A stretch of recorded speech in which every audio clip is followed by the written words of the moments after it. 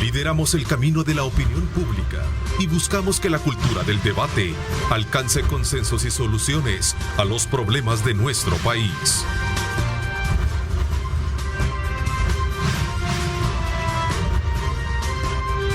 Diálogo con Ernesto López.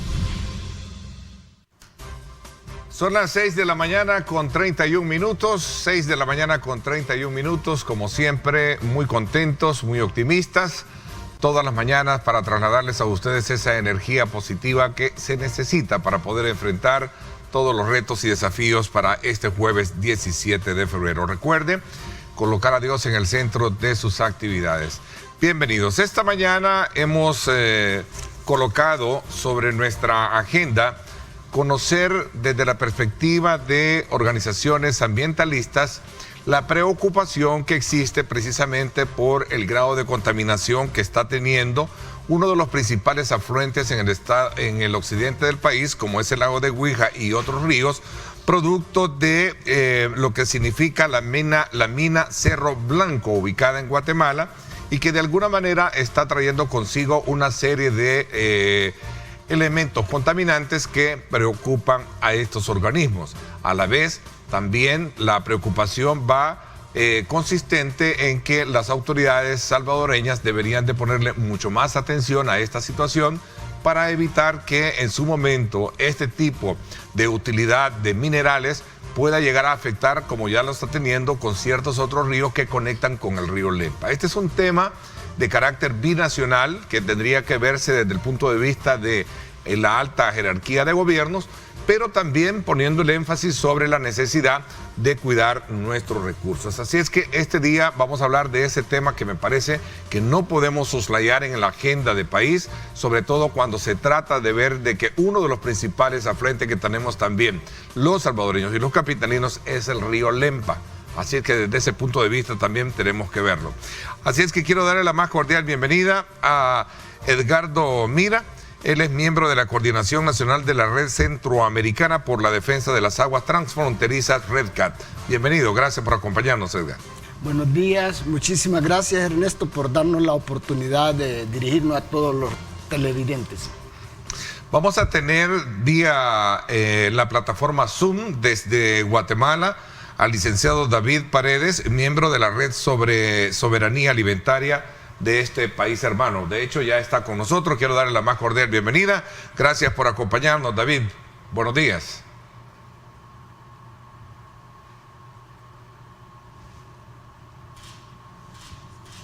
Vamos a ver, vamos a pedirle ahí que abra, que conecte el micrófono y luego pues tener el saludo correspondiente esta mañana del representante de la Red de Soberanía Alimentaria de Guatemala.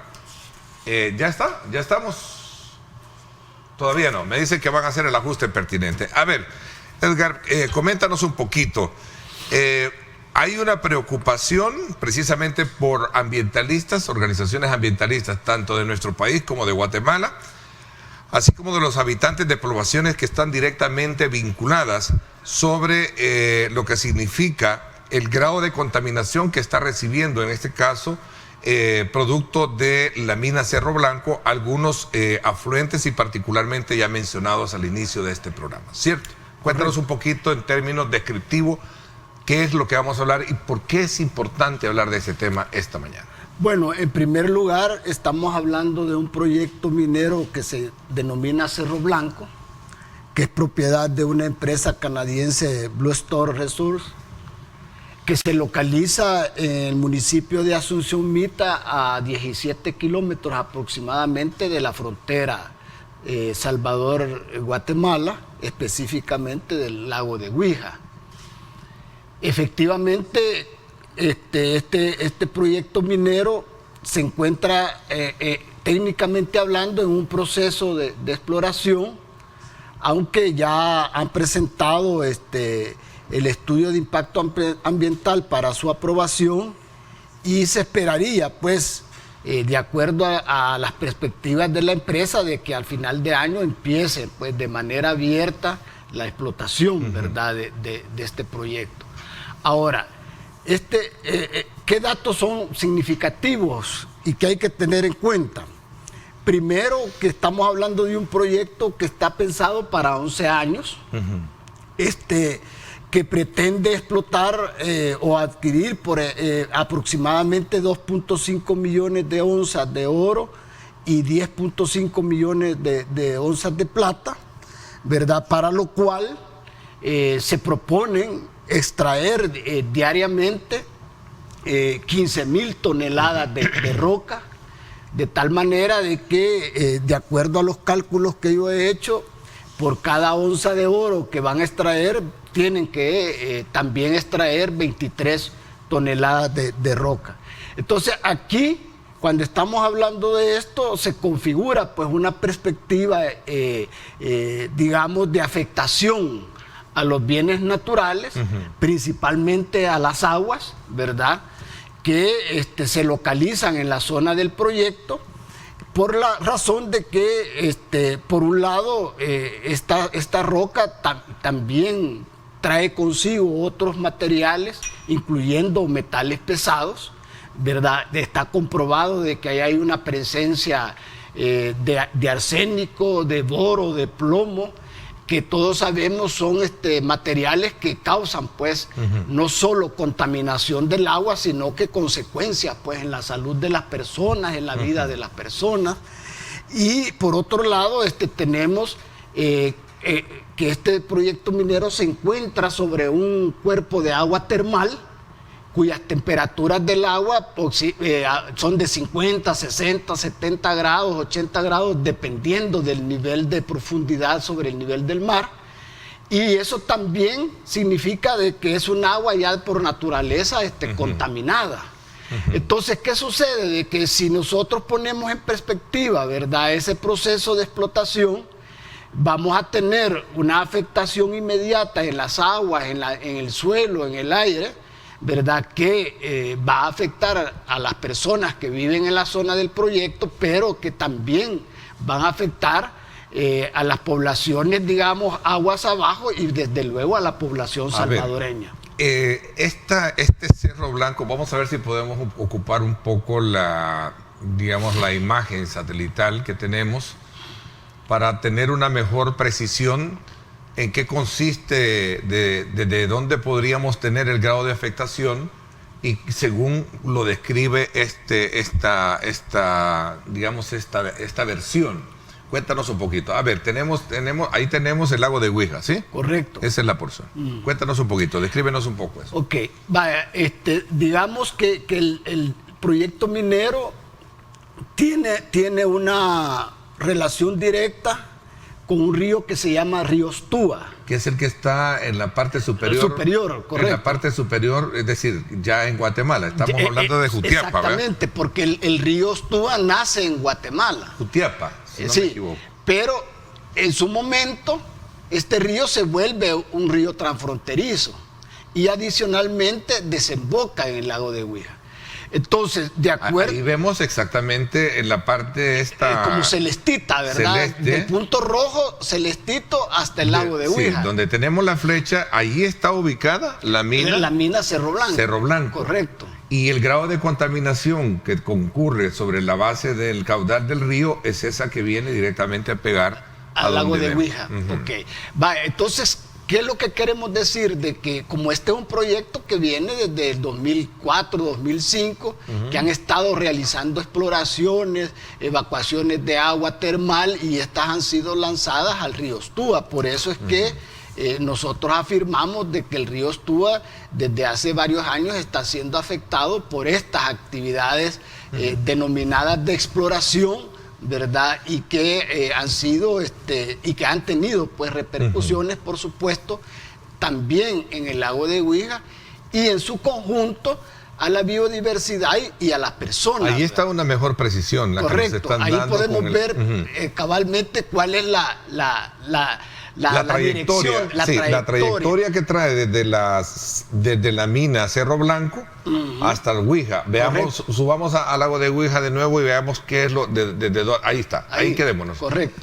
Ahora, del lado de Huija viene otro nivel de contaminación a través de la fluidez de ese caudal de ese otro río, que sería el río ¿qué? El río Lempa. Es que resulta de que el lago de Huija, a través de un riachuelo que se llama desagüe, es tributario del río Lempa. Por eso es que la lógica que nosotros vemos es que el primer cuerpo de agua superficial que se afectaría es el río Ostúa. Luego desemboca en el río Lempa, perdón, en el lago de Huija. Y el lago de Huija es tributario pues del río Lempa. Entonces nosotros vemos que en el mediano y largo plazo las consecuencias pueden llegar al río Lempa y por consiguiente tener, digamos, una dimensión nacional, en tanto que sabemos nosotros lo que significa pues el río Lempa para el país, no solo por lo que genera, digamos, de cara a los procesos productivos agrícolas, sino porque también, como está establecido, el río Lempa abastece de agua potable a más o menos el 40% de la población del Gran San Salvador. ¿Qué tipo de minerales son los que tenemos, se han identificado que están directamente siendo utilizados y arrojados a estos ríos? En primer lugar está el arsénico. El arsénico se encuentra de manera natural, ¿verdad? Y siempre que hay una remoción, digamos, del subsuelo, hay, por lo tanto, liberación del arsénico. Pero también, como ya lo dije, es una zona de agua termal, entonces hay una gran presencia de azufre, ¿verdad? Es un agua azufrada, pues, ¿verdad? Que también es, ¿cómo se llama? Es despachada, para decirlo de una manera, al río prácticamente de su forma natural, pero además, ¿verdad? En la remoción del suelo es bien probable que se haya removido el plomo, boro y otros metales pesados, ¿verdad? Que normalmente se encuentran pues en el subsuelo de nuestros países. Hemos estado haciendo ciertas indagaciones a la hora de examinar el tema. Esta mina Cerro Blanco y la compañía que la patrocina viene ejerciendo esta práctica, si no me equivoco, desde el año 2007, ¿sí? O sea, ¿por qué hasta ahora se viene de alguna manera a poner en relieve este nivel de contaminación que está haciendo? No, quizás conviene decir de que efectivamente este proyecto en su etapa de exploración comenzó más o menos en el 2004-2005. Ellos en su momento también presentaron un estudio de impacto ambiental que fue aprobado y que supuestamente este proyecto minero se iba a empezar a ejecutar allá por el 2009-2010. Pero resultaron dos cosas claves. Una es que la empresa en aquel momento, Goldcorp, no consideró adecuadamente esa situación particular de que el proyecto minero tenía que explotarse sobre una agua termal. Y por lo tanto, ellos no contaron y no tienen, por supuesto, por cierto, la tecnología adecuada para poder evacuar toda el agua termal que se encuentra en ese lugar, porque son miles y miles de litros de agua caliente pues que está allí. Entonces no pudieron extraer el agua y por consiguiente proceder a la explotación. Y por otro lado, ¿verdad? Tenemos que decirlo, se desarrolló todo un proceso de lucha, de resistencia de las comunidades de ambos países, ¿verdad? Hubo intercambios entre el gobierno de El Salvador y del gobierno de Guatemala, directamente y a través del Plan Trifinio, cuestionando pues, ¿verdad? El proyecto y por supuesto denunciando las afectaciones que podría traer para la gente guatemalteca, para los salvadoreños y salvadoreñas y en general pues para el tema de la socioambiental del país. Entonces en ese sentido digamos que ese proyecto no se ha ejecutado, dado ese proceso de resistencia, de lucha, pero también de las deficiencias técnicas. Por esa razón, y termino con esto, es que ellos han hecho una modificación. Ellos pretenden hoy hacer este proyecto minero a cielo abierto, creyendo que de esa manera van a resolver el tema del agua termal. Ya vamos digamos, a definir bien en qué consiste, porque entiendo que en qué consiste esto de cielo abierto y ahora la parte subterránea. Me parece que ya tenemos el contacto hasta Guatemala con el licenciado David Paredes de la Red sobre Soberanía Alimentaria de Guatemala. Buenos días, gracias por acompañarnos. Muy buenos días, un saludo muy cordial desde Guatemala, espero que estén bien. Sí, muchísimas gracias. Cuéntenos un poquito, desde la perspectiva de ustedes como ambientalistas también, cuáles son las gestiones pertinentes que se han hecho y qué respuesta se tiene, sobre todo por el grado de contaminación que, de acuerdo a lo que ustedes están planteando, se está teniendo con esta mina conocida como Cerro Blanco. Muy buenos días de nuevo. En efecto, pues nosotros también somos parte de la red CAT, de la red de aguas transfronterizas, de defensa de aguas transfronterizas, y pues estamos sumamente preocupados. Hemos estado generando acciones aquí en el territorio, sobre todo de sensibilización, comentarles de que pues estas empresas utilizan unas fuertes campañas de comunicación, digamos, para confundir a las personas. Bajo el lema de desarrollo, bajo el lema de beneficios, digamos, para la población.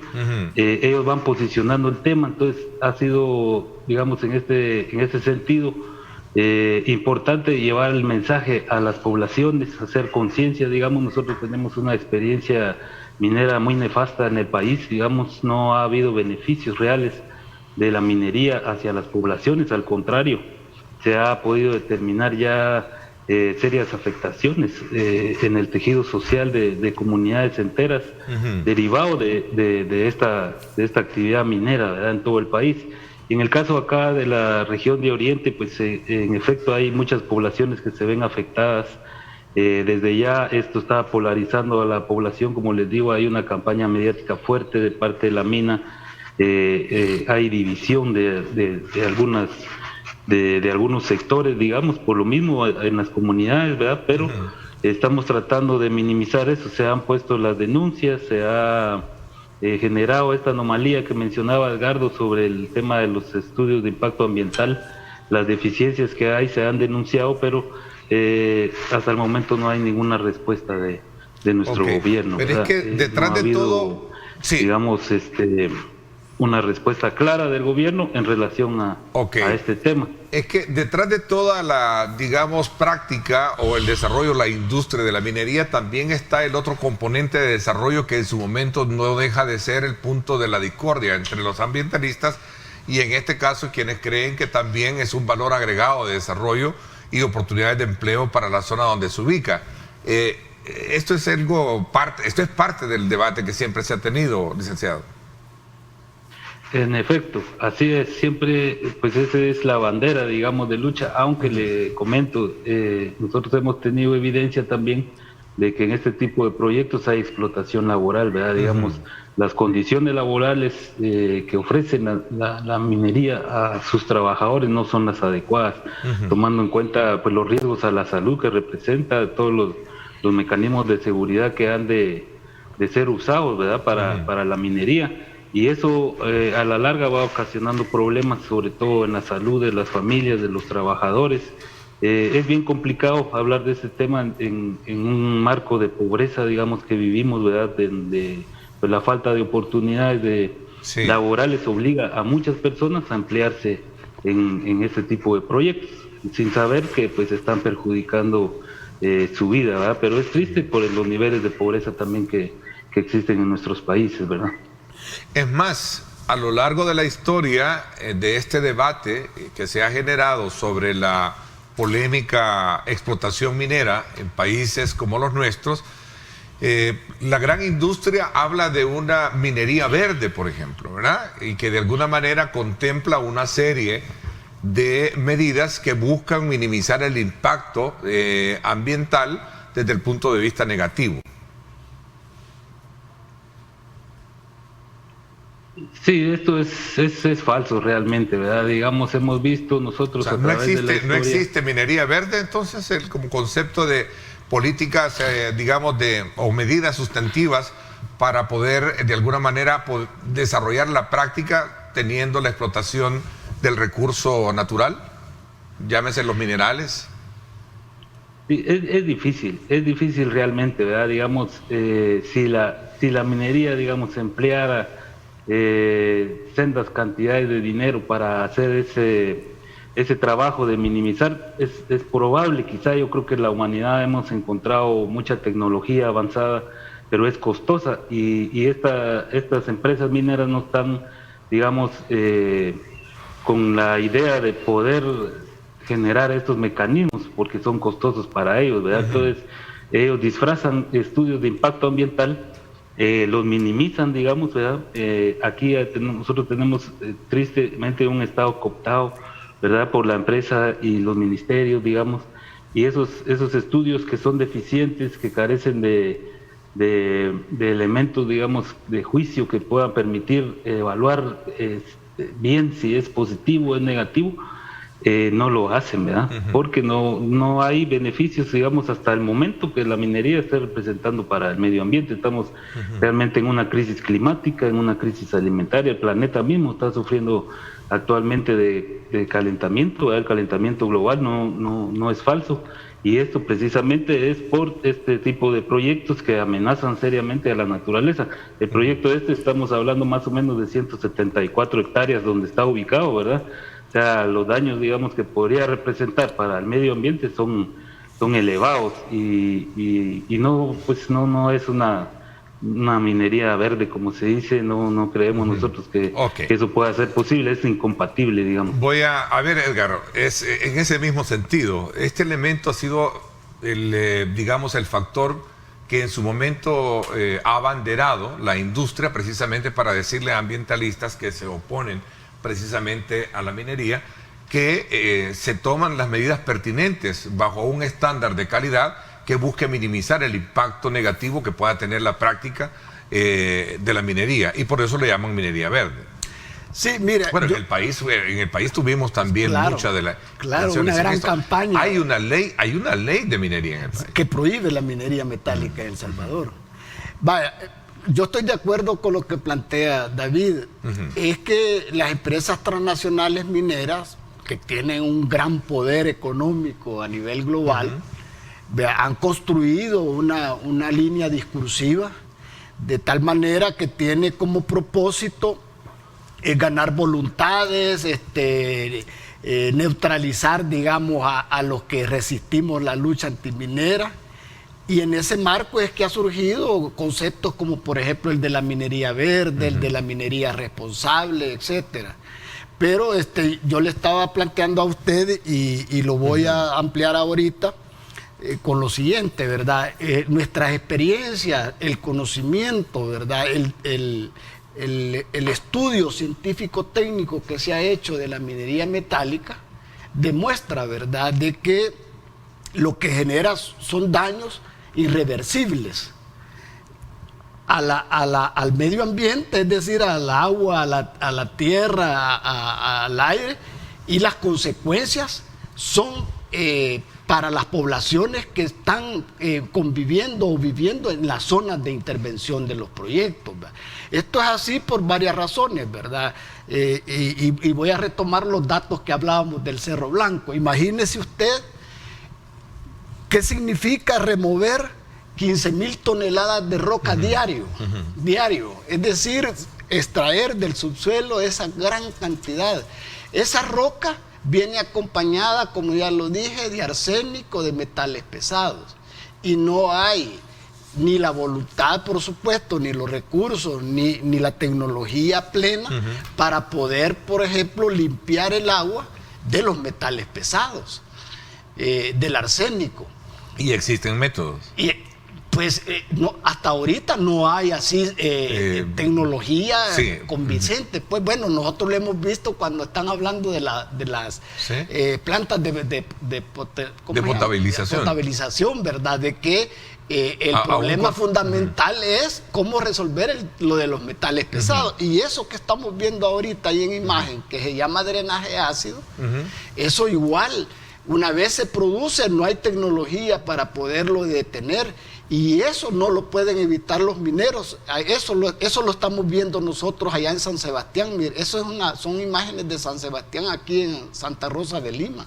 Es decir, una vez eso aparece, no hay tecnología. Bueno, pero ahí existen todavía minas ahí. No, pero ahí hubo. Lo que tenemos allí son las consecuencias de la minería de lo que dejó la minería, porque en el país está prohibido. Hay una ley que terminó prohibiéndolo. Entonces, que fue uno de los grandes galardones de los ambientalistas de decir, bueno, porque habían unas que estaban queriendo hacer la explotación. Claro, se había todo un gran cabañas de San Isidro. Exactamente. Entonces lo que quiero decir es que hay una serie de actividades conexas, digamos, parte de la minería metálica, que generan unos daños que son irreversibles. Y esto significa, pues, de que si los mineros quieren minar, van a causar esos daños, no pueden evitarlo. No pueden, no tienen los recursos, la tecnología para evitarlo, porque por su propia naturaleza, la minería lo que trata es de extraer, pues, del subsuelo todo lo que ahí se encuentra para después apartar el oro y la plata, que es lo que a ellos les interesa, y el resto lo tiran, lo depositan en lugares que aparentemente son seguros, pero hemos tenido experiencias tristes, por ejemplo en Brasil, en Europa. La minería necesita de mucha agua para lavar toda la... Por ejemplo, ¿verdad? Y imagínense ustedes que en este caso ellos están hablando de que van a utilizar aproximadamente 7 litros por segundo. Este es un dato de ellos. Y estos datos de ellos hay que ponerle atención, no siempre son absolutamente ciertos, pero imagínese usted lo que significa 7 litros por segundo. Es decir, multiplicado eso por 60, durante 11 años, estamos hablando de miles de millones de litros de agua que extraen del subsuelo, que por cierto tiene que ser agua pura, no puede ser el agua, ¿cómo se llama?, termal. Y entonces resulta de que eso genera un nivel de escasez también de agua que dificulta el acceso de la población a la misma, precisamente porque quien la monopoliza y quien la utiliza, pero además la contamina por el uso del cianuro, son las empresas mineras. Quiero asumir el papel del ausente en esto, porque de alguna manera las preguntas que muchos se hacen es, si establecemos una tabla, si logramos establecer o conocer una tabla de réditos positivos que deja la explotación minera, no solo desde el punto de vista de empleo, del desarrollo local de la zona, sino que también de las divisas que representa, es un factor muy importante. De hecho, hay países como Chile, donde la minería es precisamente su principal rubro de producción. Tenemos el caso de Canadá, incluso los Estados Unidos, para no irnos tan lejos. Sí, pero eso hay que relativizarlo. Por ejemplo, Chile, su principal industria minera tiene que ver con el cobre. Y el cobre, y luego son empresas prácticamente nacionales, que son las que históricamente han explotado. Pero si usted va a Chile hoy, se va a dar cuenta de que la grave escasez de agua que se está viviendo, sobre todo viniendo de norte al sur. Tienen un problema de agua, es cierto. Yo veo mucho y eso está asociado a la explotación minera a gran escala que han desarrollado históricamente. Luego, si usted va a Canadá o Estados Unidos, por ejemplo, Estados Unidos está incluso la ruta de lo que se denominan los pueblos fantasmas. Es decir, aquellos pueblos que fueron mineros, pero que hoy no son nada, precisamente por los daños socioambientales que hacen invivible esa zona. Interesante. David, ¿me va a dar su punto de vista con ese tema? Cuando regresemos, Sí, voy a hacer una pausa comercial. Cuando regresemos le doy la palabra, porque sin duda alguna ese es otro de los componentes que habría que ver en el contexto de un análisis como el que estamos haciendo este día, ¿no? Para que entendamos y comprendamos mejor el fenómeno de la explotación minera desde el punto de vista del grado de afectación, pero también del otro lado, donde la experiencia de otros países también se mantiene, aun y cuando se tengan, como decía Edgar, algunos resultados negativos. Bueno, así están las cosas. Voy a hacer la primera pausa, son las 7 de la mañana en punto. Un saludo muy especial, por cierto. Este día inicia la transformación de la histórica o de la historia hídrica de uno de los municipios en el occidente, en el oriente del país, en Morazán, Jocoro, gracias a la cooperación de Países Vascos, paso a paso saldando deudas. Hoy se instala o inicia la construcción del sistema urbano del agua potable. Gracias a Rubén Alemán, el presidente de ANDA, que me acaba de hacer llegar esta información para conocimiento del país. Vamos a la pausa, 7:01.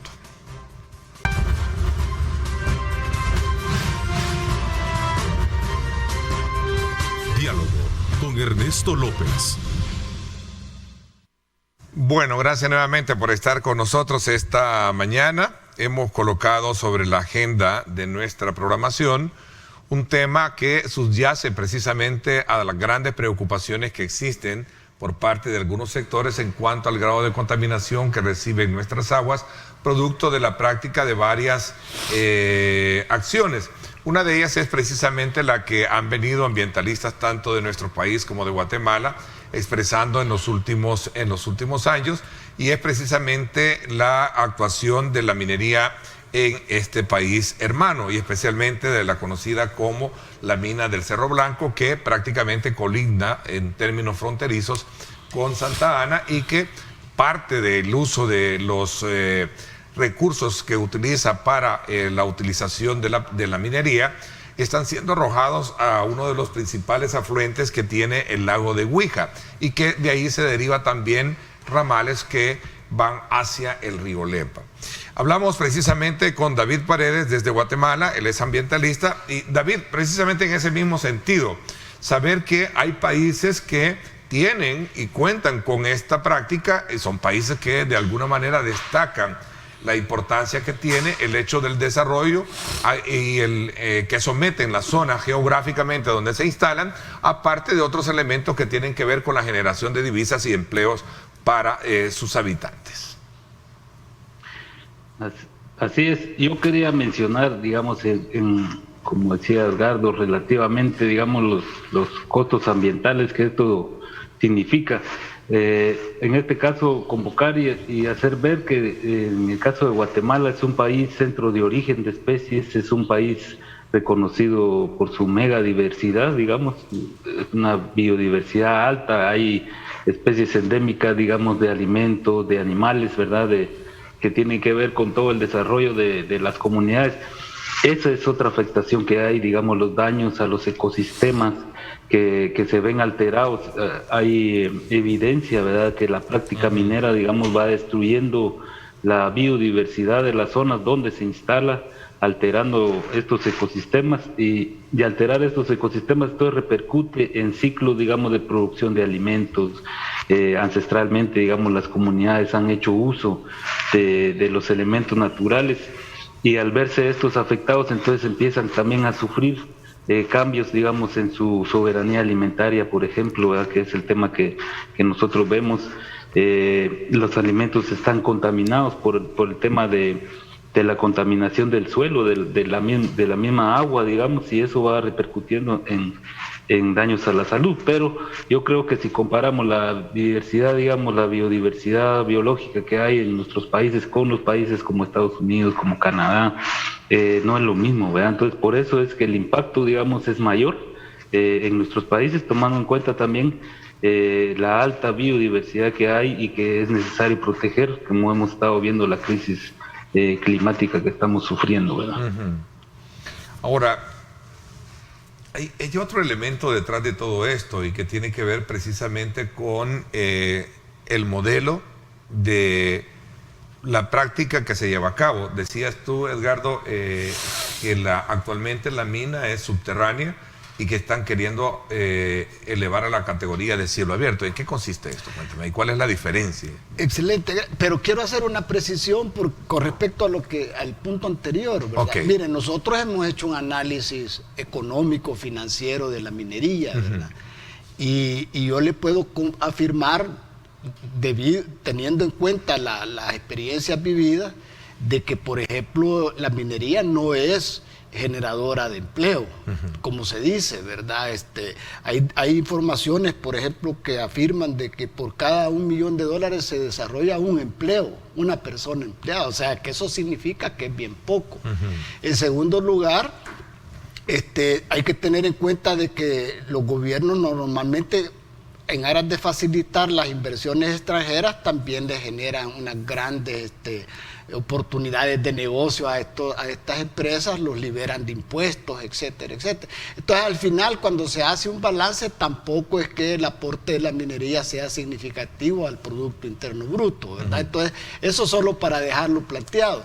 Ahora, con respecto a la pregunta que usted hacía, yo quiero que hay dos maneras de explotar, ¿verdad? Una es subterránea, es decir, que normalmente es cuando el oro y la plata está en profundidades enormes, digamos, para decirlo de una manera, y luego el canal correcto es abrir túneles, ¿verdad? Sacar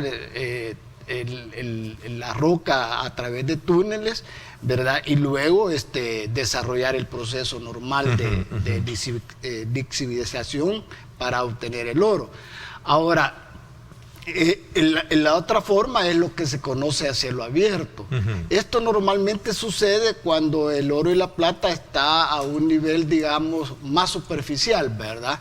Y por lo consiguiente, en términos financieros, es más conveniente romper desde la superficie buscando las zonas de mayor concentración del oro. Entonces, esto tiene un impacto porque, por ejemplo, si estamos hablando de un cerro, ¿verdad? A cielo abierto significa de que ese cerro va a desaparecer. O si es, digamos, una superficie plana, lo que vamos a tener es un gran hoyo como eso que estamos observando, pues, ¿verdad? Y eso significa de que hay un rompimiento, no solo con la estructura del suelo, sino que también con todo el entorno de donde se localiza el proyecto, precisamente por lo que hemos hablado de la necesaria reubicación de los desechos contaminados y, por supuesto, también por la distribución que se hace de las diferentes instalaciones que requieren, pues, de territorio para poderse implementar. Hace una semana este tema fue colocado, fue publicado por uno de nuestros matutinos, en la cual se titulaba Ambientalistas y población exigen a gobiernos Guatemala y El Salvador frenen la explotación de la mina Cerro Blanco, es decir, y decía una de las representantes del movimiento ecofeminista de El Salvador, me gustaría que me dieras tu punto de vista con relación a esto, y también David, dice, si el gobierno de Guatemala quiere continuar con este proyecto, que les exija por lo menos un adecuado estudio de impacto ambiental. O sea, sí se puede. Sí, esa es la opinión de la persona, habría que ver si exactamente eso es lo que planteó. No, nuestra posición es categórica, ¿verdad? Ese proyecto minero debe detenerse para evitar los daños que ya están avisados, anunciados, y que van a afectar a la gente de Guatemala y a la gente de El Salvador.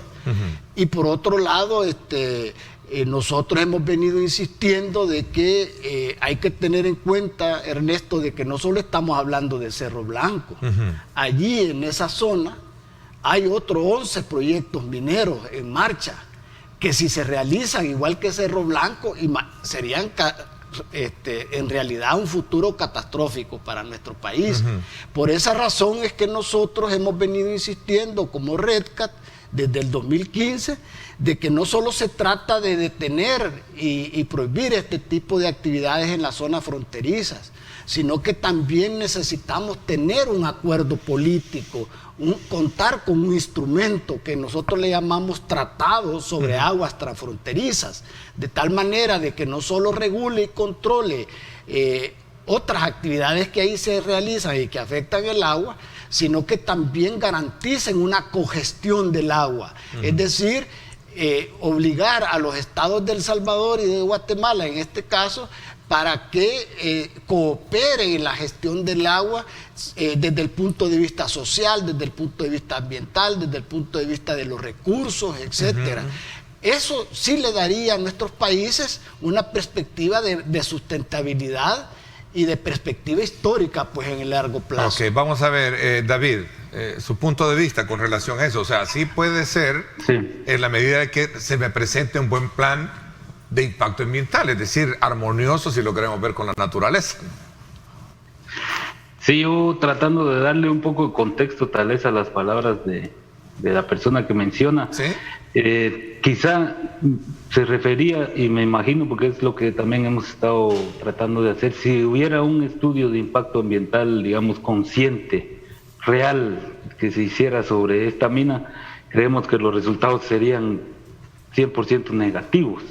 Lo que ha sucedido es que estos estudios que se han estado haciendo, digamos, están maniados, digamos, que favorecen a este tipo de prácticas, y no son estudios que sean que recojan información que permita, digamos, evaluar concienzudamente los daños que la mina pueda hacer, y creo que a eso se podía haber referido ese comentario, ¿verdad? Porque si se hiciera un estudio de impacto ambiental consciente, altamente profesional, digamos, que pueda medir realmente esos impactos que esta mina pueda generar, estamos 100% seguros que sería negativo. Ese mismo estudio de impacto arrojaría de que ese proyecto no es viable, ¿verdad? Por todo lo que hemos estado mencionando. No solo acarrea, digamos, conflictos ambientales, sino sociales, políticos, económicos en la zona, digamos, también, ¿verdad? Que tienen que ver, como lo mencionábamos, este tipo de proyectos.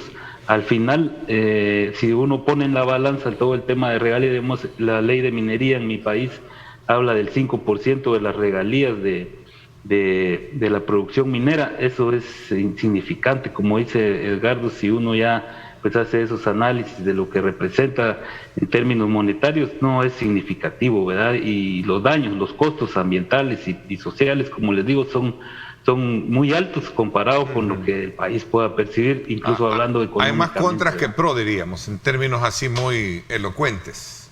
A ver, a manera de conclusión, para ir cerrando ya el ciclo de la conversación que tenemos y del análisis que hemos hecho esta mañana, que, insisto, a nuestros televidentes, es un punto válido, sobre todo porque el tema del medio ambiente, el tema del cambio climático, el tema del agua, que no lo hablamos, la ley de agua, son temas que subyacen a veces la agenda común, pero que se invisibiliza precisamente el elemento de importancia que eso tiene para nuestra salud y sobre todo para nuestra subsistencia. Ese es un elemento bien importante que lo quiero dejar bien en claro acá.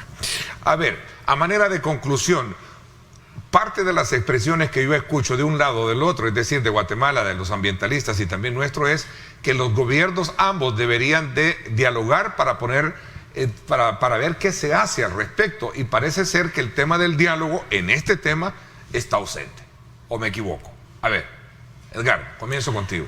Sí, ha habido, entendemos nosotros, algún tipo de comunicación entre el gobierno de El Salvador y el gobierno de Guatemala. Pero desde luego no ha sido suficiente y sobre todo no ha arrojado resultados, ¿verdad? De tal forma de que el proyecto continúa su curso. El gobierno de Guatemala no responde a nuestras demandas, ¿verdad? Más bien está procesando y tratando de agilizar la aprobación del estudio de impacto ambiental. Hemos tenido declaraciones del ministro de Energía en el que dice de que se puede explotar, que hay minería responsable, etcétera.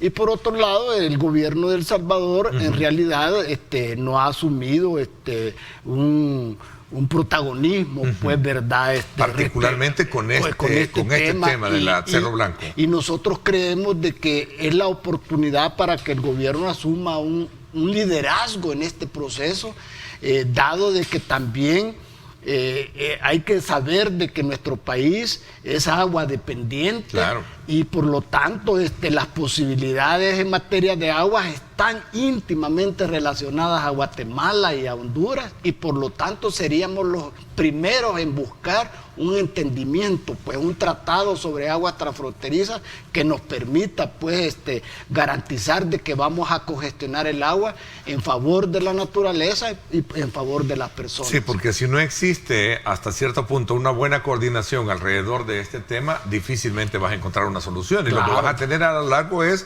la subsiguiente explotación de toda esta área. Claro, exactamente. A ver, David, veamos a manera de conclusión también, ¿qué se está haciendo desde esa, digamos, parte en Guatemala y qué mecanismos o veredas existen para establecer conciencia en las autoridades del daño que se supone está causando, en este caso, la explotación minera en el Cerro Blanco? Sí, gracias. Pues sí, es triste, digamos, hablar de ese tema desde la visión de nuestro país. Nosotros tenemos un gobierno que ha hecho oídos sordos, digamos, a todo el tema del medio ambiente.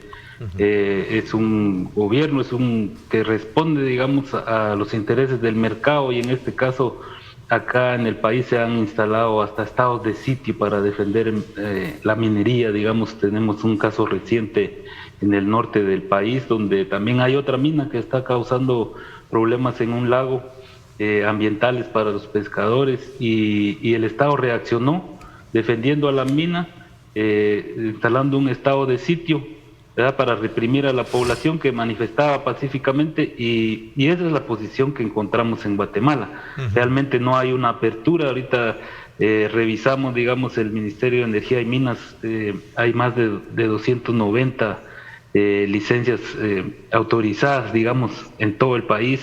Lo que mencionaba Edgardo, ahí hay en esa zona, ¿verdad?, hay 15 proyectos que están en proceso también, y no hay, digamos, como una reacción del gobierno que quiera escuchar a la población, que quiera abrir un diálogo al respecto, y eso es triste. Aquí hemos logrado, digamos, hacer una alerta, digamos, a la Procuraduría de los Derechos Humanos.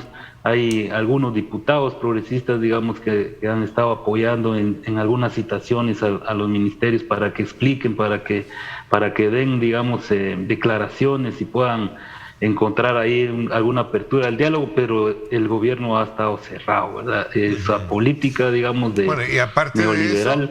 Y aparte de eso, ¿sí?, que ustedes han tenido, aparte del terremoto reciente, ¿verdad?, de hace 2 días que también nos asustó, hay un terremoto político fuerte que tienen hoy con esta denuncia que se ha hecho frente a la supuesta utilidad de sobornos que en la presidencia, ¿no? Exacto, hay un clima político tenso, digamos, en Guatemala. Hay una persecución contra algunos fiscales del Ministerio Público. Han desbaratado toda la red de fiscales que estaban que habían andado investigándola o tenían conocimiento de la información de esto, ¿no?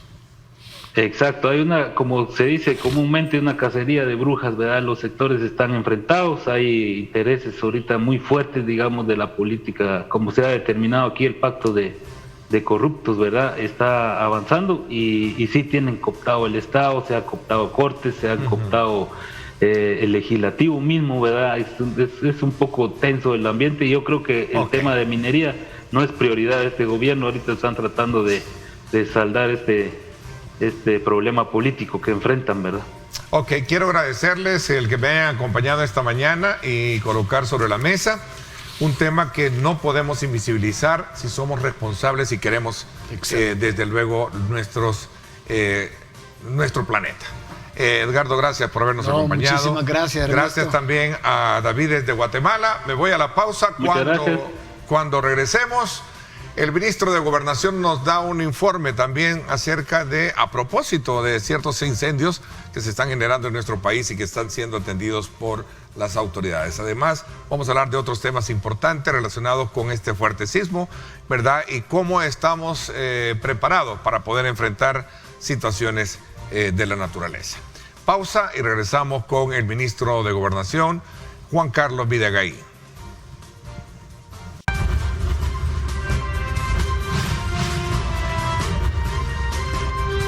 Diálogo con Ernesto López.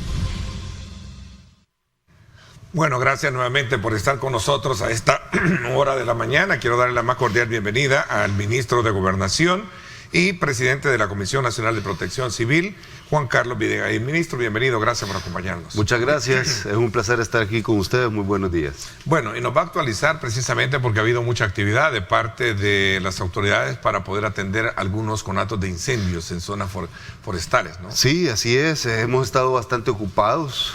El Cuerpo de Bomberos y la Comisión Nacional de Protección Civil ha estado bastante ocupados. Hemos estado atendiendo varios incendios de forma articulada, todas las instituciones de gobierno, en especial los de la Comisión Nacional de Protección Civil, apoyando a nuestro Cuerpo de Bomberos.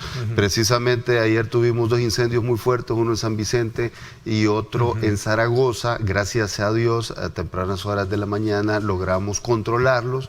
Ahorita estamos en la fase de extinción. Si pueden ver el helicóptero de la Fuerza Armada.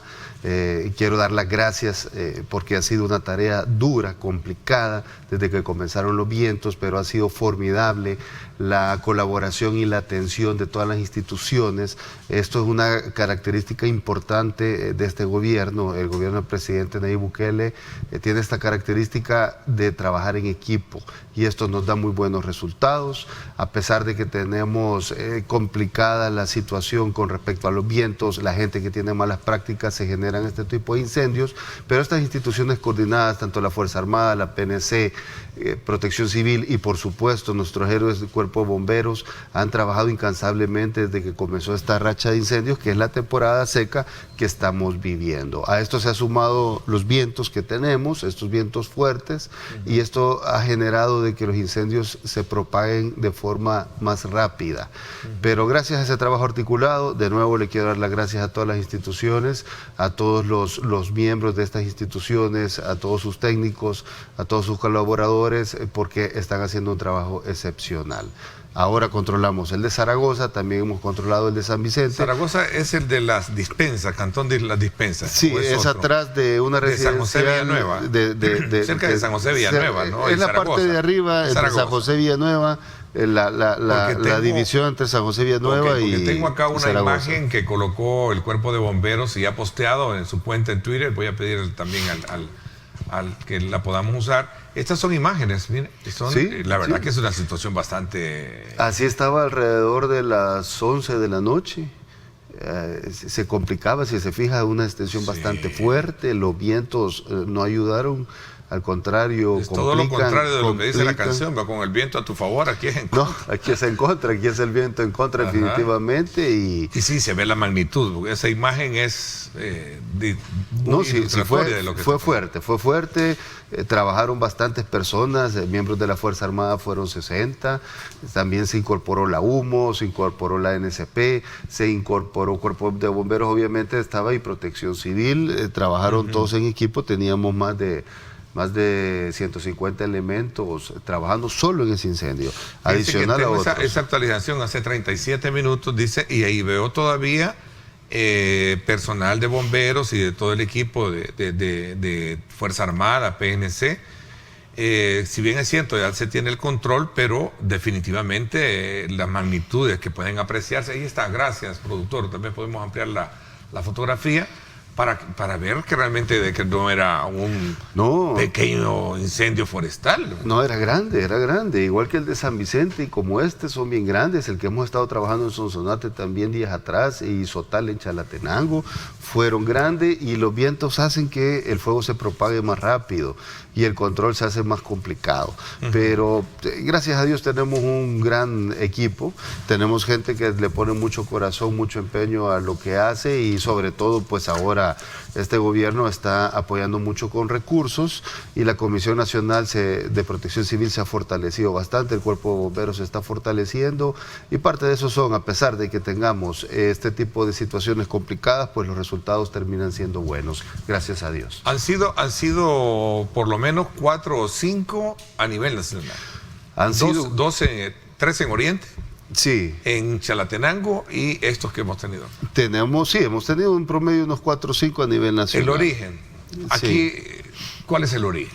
Porque Bueno, es fácil decir la gente es irresponsable, pero también aquí hay prácticas agroindustriales que también traen consigo lo que podría generarse eso, la quema de caña, por ejemplo.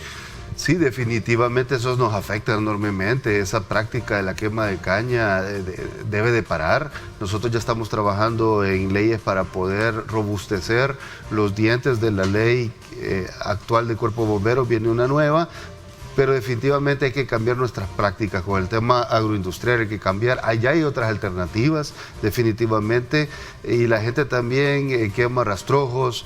Es descuidada al momento de hacer una fogata cuando hay viento. Hacen la fogata, no es recomendable hacer fogatas cuando hay vientos, pero principalmente la quema de caña con estos vientos hace que no sea controlada. Es mentira que con estos vientos puede haber quema de caña controlada, aunque no hayan vientos, ya hay otras alternativas para evitar seguir con esta práctica con respecto a los tratamientos de nuestros cultivos. Esto nos viene a complicar las cosas, sale más caro, no termina ni siquiera quemando su cañal, sino que quema la propiedad del vecino y pone en riesgo la vida también de las personas y la naturaleza, el ecosistema también se pone en riesgo porque se contamina. Bueno, me voy a hacer la primera pausa corte con el programa en esta segunda parte. Me gustaría también conocer, aprovechando su presencia, ministro, ese fuerte temblor que tuvimos recientemente, una evaluación, ya dieron sus puntos, algunos datos, pero más allá de este terremoto, Guatemala, que ha sido uno de los más impactados, donde tienen afectados más de 25,000 familias afectadas, creo que hubo 1 o 2 muertos, lamentablemente. Nosotros creo que no hemos sufrido mayores. Pero la gran pregunta que se hace en el marco del corredor urbano es, bueno, ¿qué tan preparados estamos nosotros o cuánto nos preparamos para poder enfrentar una situación de esa naturaleza? Sí. Sobre todo cuando hemos visto en países de desarrollo que establecer ciertos, digamos, mecanismos de cultura, de educación, eso los ha llevado precisamente a poder de alguna manera tener menores los impactos, por ejemplo en el caso de Japón o en zonas sísmicas en China, ¿verdad? Sí.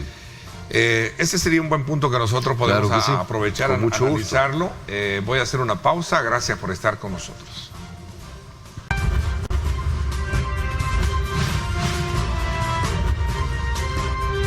Diálogo con Ernesto López.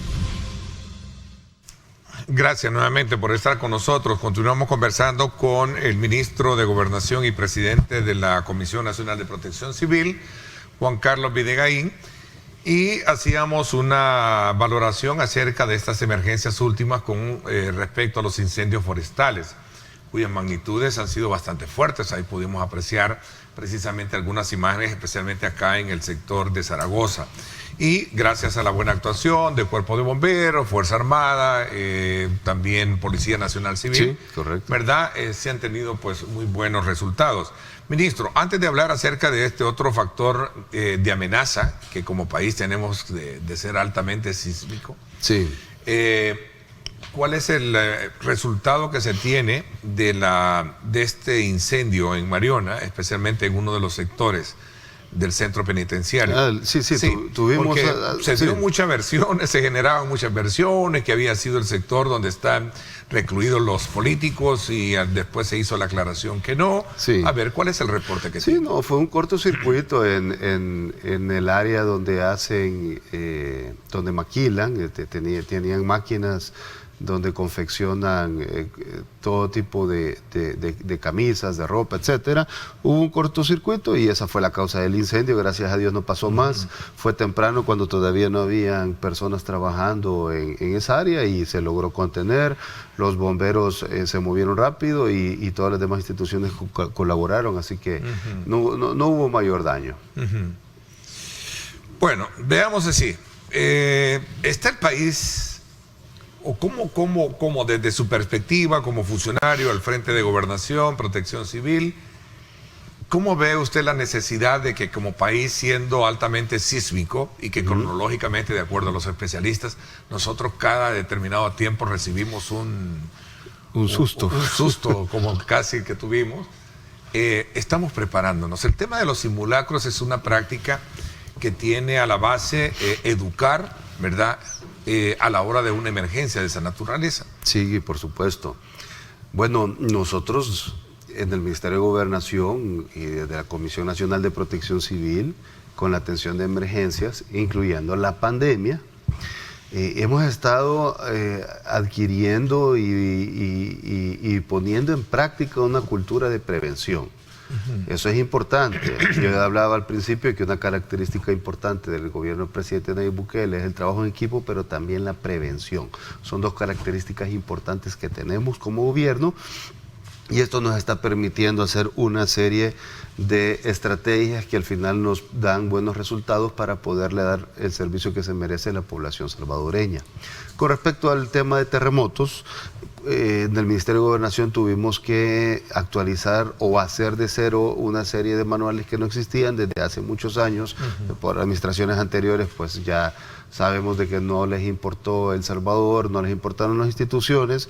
Gobernación no fue la excepción, era una institución minimizada en su operación, pues ahora eso ha cambiado, ahora es una institución que apoya mucho, que está muy activo, que la Comisión Nacional tiene un brazo operativo con la Dirección de Protección Civil, se está modernizando bomberos, y esto viene acompañado también de tener una cultura preventiva. Los terremotos no es la excepción, y por eso es que nosotros lanzamos nuestro manual o nuestro plan de contingencia contra terremotos. Esto no existía, habían unos intentos o unas consultorías que no terminaron en productos finales que encontramos que estaban mal hechas, por cierto, y nosotros, toda la comisión y todas las instituciones que suelen involucrarse en la atención de terremotos, esto fue un trabajo de meses, no se hizo a corto plazo, fueron una participación de diferentes técnicos, diferentes profesionales, y se llegó al consenso de ese manual que lanzamos hace poco, al principio de año, en la primera reunión de la Comisión Nacional de Protección Civil, en donde se oficializó el manual, ya lo tienen todas las instituciones, y ese va a ser el manual que nos va a regir en el caso que tengamos una emergencia como esta. Primero Dios no la tengamos, pero la realidad es que la vamos a tener en cualquier momento, no se pueden predecir lamentablemente, sí, claro. Pero sí, como usted mencionaba, Neto, al principio, vivimos en un territorio donde es propenso a tener este tipo de situaciones, y nosotros ya nos prevenimos para ello. El año pasado hicimos un simulacro y Protección Civil, de los 5 millones que se han invertido el año pasado en modernizar Protección Civil, hemos adquirido mucho equipo especializado para poder atender este tipo de situaciones. Porque este que tuvimos fue fuerte, va a 6.7. Ahí tenemos, sí, la imagen que nos pone en perspectiva cuando se dio a conocer digamos ya la lectura de cómo había sido la magnitud, la profundidad, la ubicación. Y lo cierto es que nos llamó la atención muchísimo eso. Sí, no, fue bastante fuerte. De hecho, el Ministerio de Medio Ambiente fue el que lo registró antes que Guatemala. El Ministerio de Medio Ambiente también se ha fortalecido. De hecho, ahora contamos a través del Ministerio de Medio Ambiente con 100 estaciones distribuidas en puntos estratégicos, sí, para poder llevar un mejor control de lo que sucede con respecto a los movimientos telúricos. Y todas las instituciones de la Comisión pues están en constante comunicación para poder actuar en caso tengamos un evento como este, así como pasó hace unos días en Guatemala. Y se podría, yo recuerdo que hace muchos, acabamos de conmemorar los 2 fuertes terremotos del 2001, ¿verdad? Que fueron el 13 de enero y 13 de febrero, ¿verdad? Sí. Correcto. Yo recuerdo que a raíz de esa versión cronológica de la actividad sísmica de la cual somos impactados como país y que vivimos a cada rato sismos, unos sensibles, otros que no son sensibles, pero sí registrados, es la necesidad de poder establecer un mecanismo de educación dentro de un programa educativo que se pueda de alguna manera, digamos, como dejar ya dentro del pensum para que los niños desde pequeño uno pueda tener esa sí, no, eso porque lo tradicional es que uno sale corriendo, ¿verdad? Sí. Y cuando muchos no es necesario hacer eso tampoco, ¿verdad? Definitivamente, eso es parte del trabajo. Con la modernización del cuerpo de bomberos, habíamos perdido también, no sé si usted se recuerda que antes en los colegios llegaban los bomberos, sí, o llegaban paramédicos a dar charlas, a explicar este tipo de situaciones todos los años. Eso se perdió. Ahora con la modernización y el incremento de personal que estamos teniendo en el cuerpo de bomberos, especialmente en el área de inspecciones, estamos llenándonos de mucho personal, o personal que antes estaba ocupado en otras cosas, pero que eran los que iban a dar este tipo de capacitaciones, de enseñanza a los colegios, a las universidades, incluso a las mismas instituciones. Ahora ya lo vamos a poder hacer de nuevo. Eso va a ser muy importante. Es importante que desde pequeños vayamos teniendo esa cultura de prevención, de saber qué hacer en caso de una emergencia, saber cómo gestionar, cómo cuidarnos, qué hacer, qué no hacer, y todo eso pues va a ser parte ahora de los servicios que el cuerpo de bomberos va a dar, igual que como Protección Civil. El año pasado hicimos un simulacro conmemorando en la fecha del terremoto del 86, y justo en la fecha del terremoto del 2001 fue que lanzamos este plan y hicimos la primera reunión de la Comisión Nacional de Protección Civil. Lanzamos ese plan de contingencia de terremotos. Nosotros ahora estamos preparados, estamos reforzados, como le decía hace un momento, se le ha invertido mucho a Protección Civil también, y ahora tienen equipo de apuntalamiento, tienen equipo para buscar personas soterradas. Bomberos, por ejemplo, ahora tiene una unidad canina. El año pasado fue el primer curso del método Arcón. Ahora, actualmente, estamos haciendo el segundo método del curso Arcón. Este método Arcón lo que hace es que es para especializar la búsqueda de perros, a personas que estén soterradas con vida. Esto obviamente es para el tema de los terremotos. Tenemos incidentes también que suceden, pero en el tema de terremotos es común que queden varias personas sobrevivientes, claro, pero soterradas, y ahora nuestra unidad canina de bomberos se está preparando desde el año pasado para tener este tipo de servicios que antes no teníamos en el pasado. Teníamos que esperar que vinieran de otros países con este tipo de caninos, con esta especialidad, o con que tuvieran esta facilidad, y ahora pues nuestros bomberos ya tienen esa preparación, es decir, y estamos reforzando esa unidad. Es decir, lo que se ha hecho es crear una unidad para buscar perros. No, tenemos una unidad canina de bomberos que están preparados con un método que se llama Arcón. Okay. Estos perros son especiales, tanto el perro como su entrenador, para buscar personas que hayan sido enterradas o que hayan sobrevivido a un terremoto, pero estén soterradas vivas. Pero estos perros son especializados. Son especializados. ¿Dónde se especializan? Nosotros nos estamos especializando aquí. A ese punto tenemos al doctor Jaime Parejo, que es el creador del método, y él actualmente los está especializando. Ahorita estamos en el proceso del curso. El año pasado, casi hace un año, hicimos este curso también, y contamos ya con nuestra unidad canina, y la estamos reforzando todos los años para irla incrementando. Esto es algo que no se tenía, viene parte de la cultura de prevención, viene parte de modernizar nuestras instituciones, tanto Protección Civil como Cuerpo de Bomberos. Con el tema de terremotos, pues esto se está haciendo con el Cuerpo de Bomberos, entre otros equipos, y Protección Civil, pues hemos comprado equipos con tecnología para poder rescatar personas en caso de terremotos. Mire, y hablando del Cuerpo de Bomberos, que con usted hemos abordado el tema de manera bastante frecuente, es que es una instancia a la cual solo cuando hay necesidades que a veces uno se recuerda, pero debería de ser ya una especie de institución más fortalecida, que creo que es la visión que usted ha llegado a inyectarle. Por cierto, conocí ya de la incorporación de las primeras 49 mujeres al cuerpo de bomberos. Sí, esa es una gran noticia. Contábamos solo con 4 mujeres, eso no era posible. Quisiéramos mucho más, queremos tener mucho más. De hecho, hago el llamado para las próximas convocatorias para que se inscriban más mujeres. Son muy importantes, son un pilar importante para nuestra gestión. Y ahora, gracias a Dios, ya se van a incorporar en esta nueva promoción de los 350 nuevos bomberos operativos, se van a incorporar 49 bomberos héroes nuevas que vamos a tener en nuestro cuerpo de bomberos. Estamos muy orgullosos y esperamos que esto crezca. Esperamos que tengamos por lo menos el 50% de nuestros bomberos que sean mujeres. Así que esa es una gran noticia y también pues con esto estamos... Pero es que no son los requisitos para que la mujer... Pues no, los requisitos, no hay requisitos para la mujer. Física, pero tiene que tener... Igual que todos, es igual que todo. De hecho, estas 49 mujeres han superado bastante los requisitos de inicio y han hecho una labor muy importante en la preparación y estamos seguros de que van a ser elementos muy importantes para nuestra institución.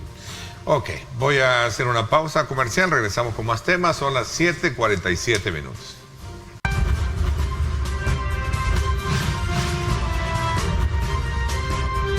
Diálogo con Ernesto López.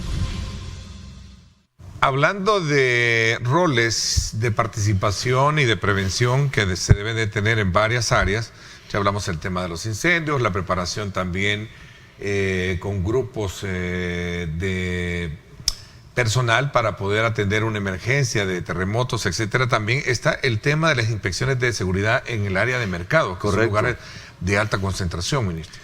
Sí, lo anunciamos a principios de enero. Tenemos un equipo de inspectores con la modernización del cuerpo de bomberos.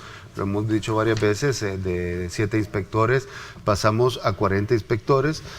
Y esto nos ha permitido tener un ancho de banda suficiente para comenzar a hacer este tipo de inspecciones tan importantes. Vamos a terminar de inspeccionar 300 mercados. Actualmente llevamos 80 mercados inspeccionados a nivel nacional de todas las municipalidades. Ya comenzamos a entregar estos informes. Todo lo que hemos estado encontrando, se hace la inspección, se hace la evaluación y luego se entregan estos informes a las alcaldías para que les sirva de herramienta para poder hacer las mejoras adentro de los mercados para poder minimizar el riesgo de cualquier incidente o cualquier incendio. Esta es la naturaleza de hacer este tipo de inspecciones masivas. Vamos a cubrir los 300 mercados a nivel nacional y las alcaldías van a poder tener sus reportes para que ellos puedan hacer las respectivas arreglos o ajustes en donde se encuentren. Bueno, la verdad que toda la parte de la infraestructura de los mercados... Sí, casi todos los mercados son viejos, sí. Es una realidad que tenemos. O no tienen, digamos, como la parte de mantenimiento. Y han ido creciendo áreas, ¿no? Desordenadamente, hay cosas que se descuidan con el tiempo. Entonces, por eso es que nosotros estamos apoyando a las municipalidades, siempre con la misma cultura de prevención. Estamos haciendo estas inspecciones de forma oficiosa y esto pues le va a permitir a las alcaldías saber de forma técnica qué es lo que tienen que corregir en caso que se encuentre algo para poder ellos minimizar el riesgo de tener cualquier incidente o un incendio. Ok, ministro, tengo entendido que hay una campaña de fumigación contra el dengue, Zika y chikungunya que se está llevando a cabo en coordinación también con el Ministerio de Salud. Así es. Cuéntenos un poquito. Tenemos la amenaza, bueno, del dengue. Yo lo voy a decir, hace poco tuve a mi niño menor con dengue, ¿verdad? Gracias a Dios no fue del tan fuerte. A Dios. Pero sí, es una realidad. Sí, el año pasado hicimos esto, que lo estamos replicando este año, tuvimos bastante éxito con esta jornada de fumigación el año pasado. Ahorita estamos abajo del índice donde deberíamos de estar. Estamos muy bien gracias a estas prácticas. Estamos cubriendo todo el territorio. Comenzamos también a principios de este mes. Vamos a pasar aproximadamente 45 días para poder cubrir todo el territorio. Ya llevamos más del 56% 96% del territorio cubierto, hemos cubierto 89 municipios, hemos fumigado más de 700 viviendas, criaderos tratados han sido más de 800 y tenemos más de 700.000 viviendas, 800.000 criaderos tratados y más de 400.000 criaderos eliminados. Esto se está haciendo con el Ministerio de Salud, obviamente ellos son los protagonistas y los expertos en el tema, la Comisión Nacional de Protección Civil, el Ministerio de Gobernación y instituciones como centros penales que nos están ayudando, Protección Civil. Juntos diseñamos un plan que fue el que hicimos el año pasado, hoy lo estamos replicando y lo vamos a hacer un par de veces más durante el año, y con esto nosotros vamos a garantizar de que esta enfermedad aqueje lo menos posible a la población salvadoreña. Obviamente eliminar los zancudos para siempre es imposible, pero hacer estas medidas de forma recurrente, dar este servicio tan importante a la población de forma recurrente, pues va a evitar de que la población tenga la afectación de este tipo de enfermedades que transmite el zancudo. A ver, dos cosas preguntan acá y recojo de los televidentes. Una, ¿qué indicaciones o qué tipo de mecanismo de fumigación se puede dar? Y si estos deben de andar debidamente identificados. Hoy con la delincuencia cualquiera puede hacerse pasar y puede meterse a las casas. Sí, bueno, hay que tener cuidado, es muy buena recomendación, pero para que sepan, nuestro personal anda debidamente uniformado. El uniforme de Protección Civil pues es anaranjado, el uniforme de centros penales es amarillo y el uniforme del equipo del Ministerio de Salud es blanco, y también los promotores, que es como un café claro. O sea, sí van a ver el equipo. De hecho, cuando lleguemos a su zona de residencia, ustedes van a ver un contingente grande. Estamos utilizando 290 bombas térmicas, 5 bombas pesadas, 7 bombas ULB. Tenemos más de 1.500 recursos haciendo las inspecciones y la batización, 284 operadores, 46 motoristas, 22 operadores de las bombas pesadas, son más de 20 vehículos, microbuses, camiones de logística. O sea que va a ser evidente cuando estemos en su lugar de residencia y no va a haber ningún riesgo. Ábranos las puertas de su hogar, por favor. Necesitamos de hacer esas inspecciones, necesitamos hacer esa batización y esa eliminación de criaderos en caso de que se identifique. Nosotros siempre decimos que la población salvadoreña es el ingrediente principal de la fórmula de todo lo que el gobierno hace, y trabajando en conjunto de la mano pues vamos a seguir teniendo resultados muy buenos como los hemos venido teniendo en todas las estrategias que implementamos, en nuestro caso pues que es la atención de emergencias. A ver, aquí está la otra pregunta que decía, ministro, ¿puede llegar algún día a sancionarse o multarse a las personas que tienen agua estancada y que no hacen nada para evitar el criadero de zancudo? Sí, puede ser, pues, pero... Más de cultura eso, ¿verdad? Sí.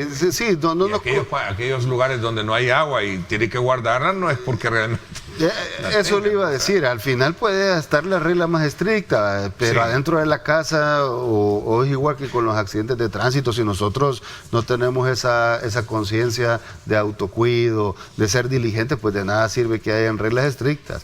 Lo mismo está pasando ahorita con los incendios forestales o con los incendios de maleza seca. Tenemos unas prácticas que no son sanas, tenemos prácticas dañinas que si las quitamos y le cambiamos, independientemente hayan reglas, porque debe de haber reglas, pero independientemente estas hayan, pero si nosotros somos conscientes y tenemos buenas prácticas, muy probablemente vamos a evitar muchos problemas. Así que hago ese llamado a la población para que también nos apoyen con eso.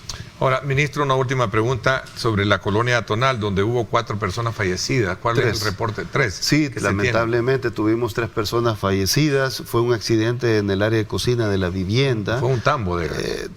Fue en la cocina, no fue el tambo de gas. Hubo un accidente en la cocina y lamentablemente pues fallecieron 3 personas, 2 cuando llegamos ya habían fallecido, otra se atendió, murió camino al hospital, una cuarta llegó gracias a Dios al hospital y sigue siendo atendida, y fue lamentable. Cabe destacar que la reacción fue rápida, no murieron por quemaduras, sino que por el tema del humo, de la asfixia del humo. Fue lamentable y nos enfocamos, aparte de atenderlos, a evitar que se propagara hacia las casas vecinas.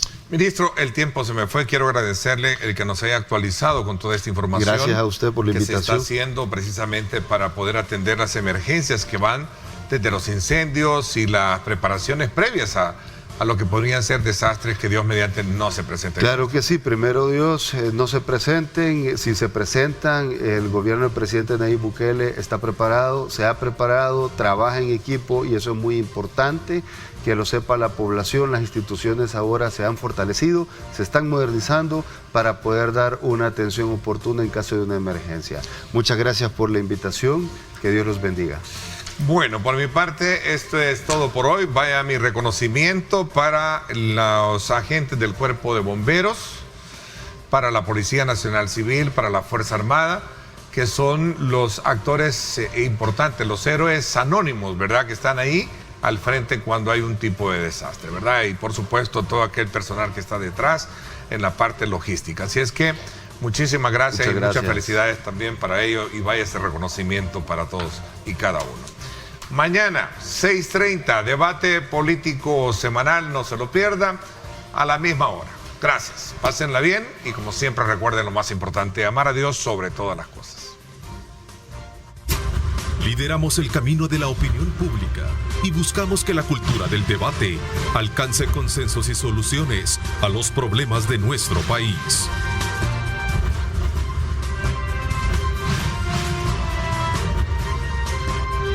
Diálogo con Ernesto López.